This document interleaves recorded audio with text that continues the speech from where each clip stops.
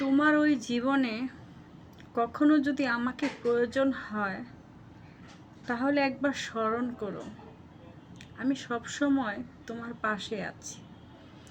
আমার মনের দরজা সব সময় তোমার জন্য খোলা আছে, কারণ খুব বেশি ভালোবাসি তোমায়।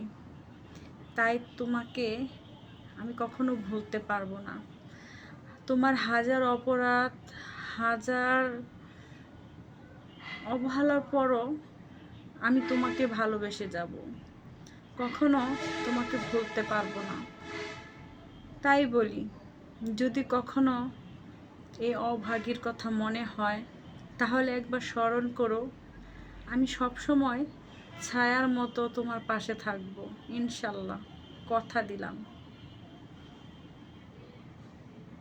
শুধু একবার স্মরণ করো প্লিজ।